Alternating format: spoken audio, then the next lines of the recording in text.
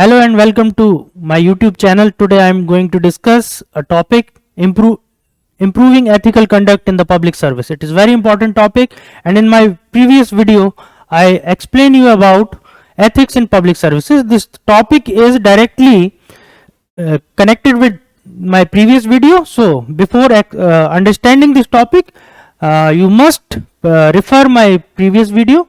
So what is about improving ethical conduct in the public service? So ethical conduct, I have explained in ethical conduct is very important in public service.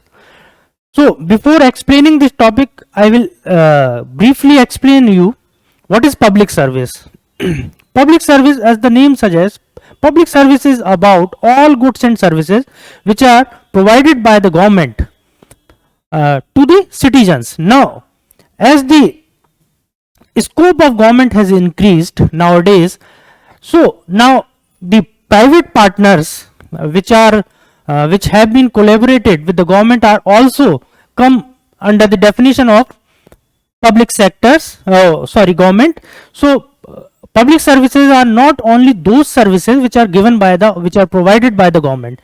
Rather, this also includes the services which are given by the private sectors to the citizens, and those private sectors are majorly regulated by the government or public sector. Okay, so these are public services. So in the new definition of public services, all services and goods which are provided to the citizens by government sector as well as private sector regulated by the government come under the definition of public service. Okay, so now we can understand that the scope of public service has broadened. So obviously ethical conduct in the public service should be redefined. It should be redefined. We cannot take ethical conduct in a very classical manner which was defined under the civil services conduct rule, classification, control and appeal rule. So this is new type of ethical conduct which will be defined in this video. So I will explain major principles for managing ethics in public services.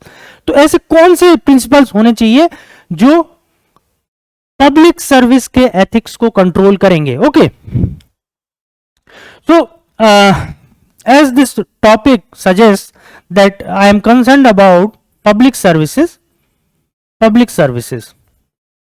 Okay, so ethics, what is ethics?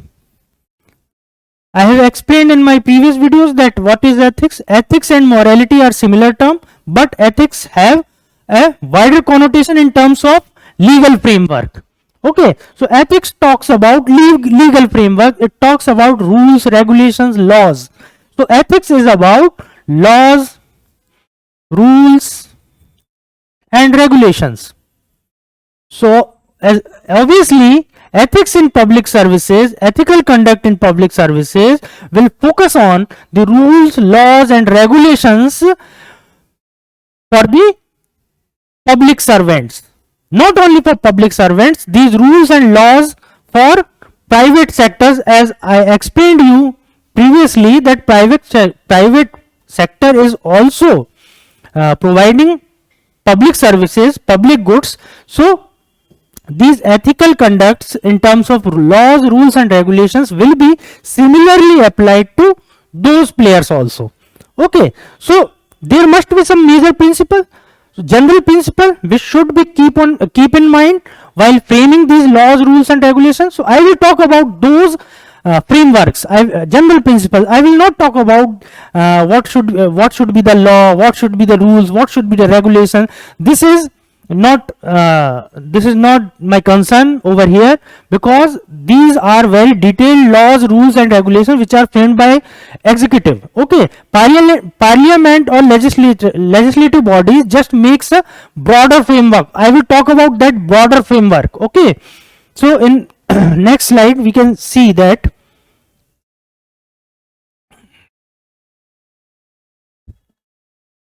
okay,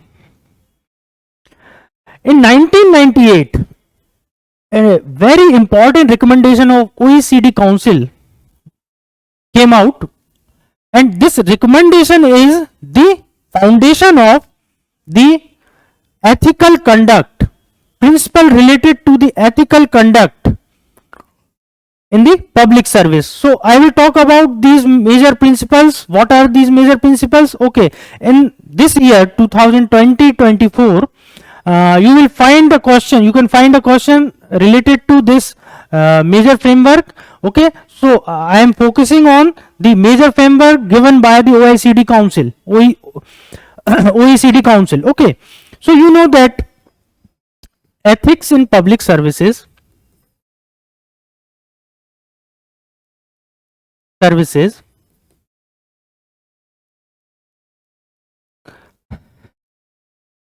can be ascertained by the means of laws, rules and regulations. So I have also explained in my previous video about low road approach and high road approach. Okay, low road as well as high road approach. So both low road approach as well as high road approach were given by this OECD framework. Okay, so low road approach is about strict laws, rules and regulations to control the conduct of the civil services, and high road approach is about inculcating mission, vision and values of the organization or mission, vision, values of the government in the civil servants or public servants, so that the conduct of those public servants will be compatible to the mission, vision and values of the government. Okay, so what should be the major framework to inculcate this low road approach as well as high road approach? First is, these standards of ethical conduct should be clear cut. Okay, so first is, these standards should be clear cut. There must be no ambiguity in the standards of ethical conduct. जो civil servants हैं या public servants हैं या जो private partners हैं जो public service provide करने के लिए जो भी गवर्नमेंट के साथ कोलैबोरेट हो रहे हैं, उन्हें पता होना चाहिए कि हमारे जो एथिकल कंडक्ट्स हैं उनके स्टैंडर्ड क्या हैं और उसमें किसी भी तरह की एम्बिगिटी नहीं होना चाहिए. Second, to understand the spirit of those standards, one must be given clear cut training or robust training, clear cut as well as robust training. अब उन सिविल सर्वेंट्स को एक अच्छी ट्रेनिंग भी देना जरूरी है, so that they will be able to understand the spirit behind these clear cut standards related to ethical conduct in the public service. And after facilitating the training, after giving the training to those public servants, they will be able to take action according to the mission, vision and values of the organization or the government. Third thing is scope of whistleblowing. Okay, there is always an hierarchy in an organization. You will find an hierarchy in the government organization. Similar thing is true in the case of public sectors. In public sectors there is hierarchy. If in hierarchy some people come to know, or some public servant or private servant come to know that there is some kind of misconduct which is jeopardizing the interest of the citizens, then that public servant or private servant should have some kind of legal resort, or he should have certain kind of empowerment by the means of whistleblowing act. So you will find this kind of whistleblowing act has been enacted in India also. So this whistleblowing, scope of this whistleblowing should be there in the ethical conduct, improving the ethical conduct in the public service. Fourth is political commitment. Yes, this is very important. Without political commitment, without the political willpower, you cannot make those type of strict laws, rules and regulations which are transparent and which will lessen the scope of corruption or misconduct in the public sector as well as private sector. Okay, so political commitment is very important. Next is transparency. Yes, I have explained you transparency. Transparency is required. Otherwise, if what is transparency? Transparency is about the knowing of what is going on in the government, how schemes are being framed, and how these schemes should be implemented in the ground level. So every citizen must know about this. So there must be very transparent mechanism about the information related to those schemes, how these schemes will be reached to common people, as well as how much fund will be spent to make these government schemes successful. So, and how much expenditure has taken place. So all these information must be in the reach of common citizens or stakeholders, okay, who is using the service or who is not using the service. Every citizen must be knowing about how these schemes, public schemes, are running. Okay, so this is transparency. Next is leadership. Yes, inside the organization, every civil servants, public servants, or in terms of private parties, the private players who are involved in the catering these public services and public goods, those people, those persons should show leadership. Leadership, what is leadership? Leadership is about giving efficient contribution to the system. Efficient contribution means whatever the expenditure is taking place or whatever expenditure incurs to public purse, that expenditure must be converted into some potential output. So this will come only after showing the leadership in the public service. Okay, so this leadership is very important. There are a lot of things to talk about leadership, but here I am just explaining leadership in terms of efficiency. So the efficiency must be qualitative as well as quantitative. Okay, next is accountability. Yes, accountability should be ascertained, and the mechanism related to the accountability, deciding the accountability of public servant must be very clear. Training should be given, it should be transparent and very robust. Okay, so these are the major vision related to ethics in public services, improvement of ethical conduct in the public service. Okay, so what OECD Council says, just have a look. Ethical standards for public service should be clear. Okay, I have explained this, like how these ethical standards for public services should be clear.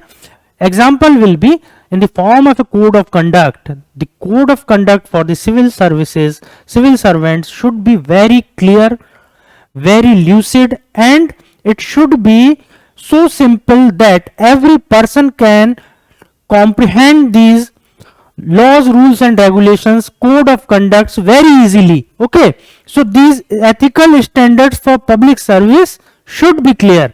Next is ethical standards should be reflected in the legal framework. Okay, this legal framework should be like that. The spirit of these ethical standards should not fade away.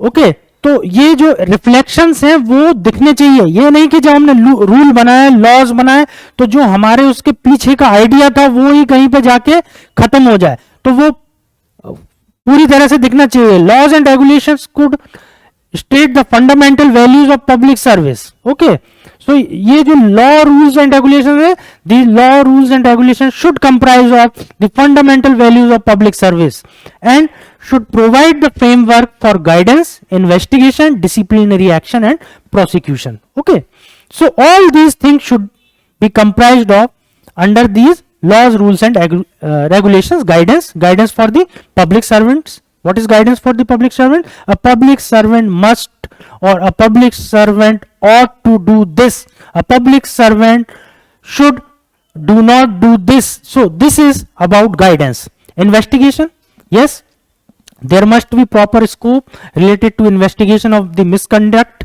done by a civil servant or public servant. Okay, in under these laws, rules and regulations. Disciplinary action. Disciplinary action, how the disciplinary action will be initiated against the public servant or culprit civil servants. So there must be a very fixed and proper procedure under the laws, rules and regulations or conduct laws. Prosecution, how the corrupt public servants will be prosecuted, this should be mentioned clearly in those laws and rules and regulations. If we talk about the present scenario, we have all these rules and regulations, but these rules regulations are not in a proper manner. Some rules and regulations are given under IPC, some are given under departmental inquiry, classification, control and appeal rules. So there is no compatibility or no connection between these rules and regulations. So idea behind this is to make a single framework, to prosecute or investigate or taking any disciplinary action against a corrupt public servant. Okay, next is ethical guidance should be available to public servants.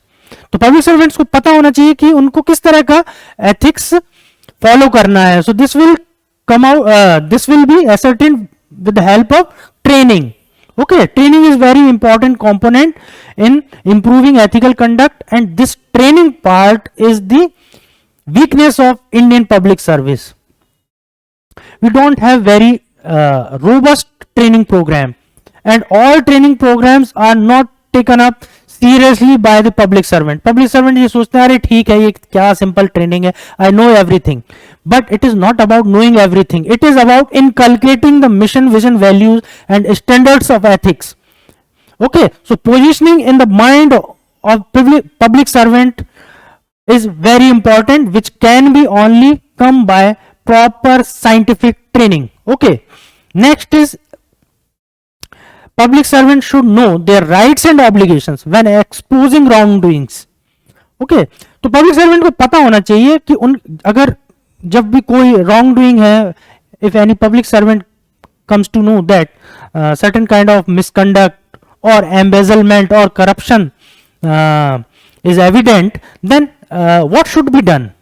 Whether it is a duty of that public servant or not to expose that corruption, and if it is his duty, how he should proceed. So there must be very clear cut procedure guidelines for whistleblowers. Okay,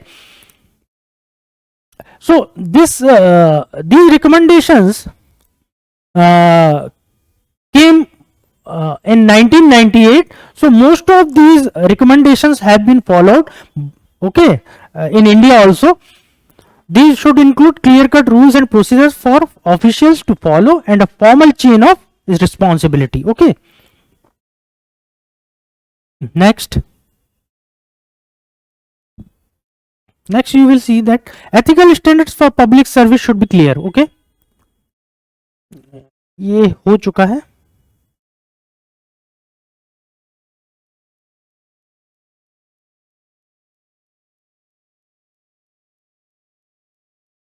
Okay, political commitment to ethics should reinforce the ethical conduct of public servants. I have explained this. The political willpower is also important, because otherwise if political executive legislature will not involve in improvement of the ethical conduct in public service, then how bureaucrats or public servant will take these ethical standards seriously? They will not take the ethical standards seriously. And if the vision of politicians and vision of public servants will not be similar, then it will be very difficult to make any strict or stringent law related to the ethical behavior in the public service. So the decision making process should be transparent and open to scrutiny. I have explained this. There should be clear guidelines for interaction between the public and private sector. Yes, now this is the time of PPP, private public partnership. Okay, now government alone cannot provide all public services and public goods to the citizens. I have explained this, that now public sector has a major role in providing these common goods or public goods and public services. Now how these government officials and private organizations official should interact with each other, because both the organizations, government organization as well as private organization, they follow different hierarchy.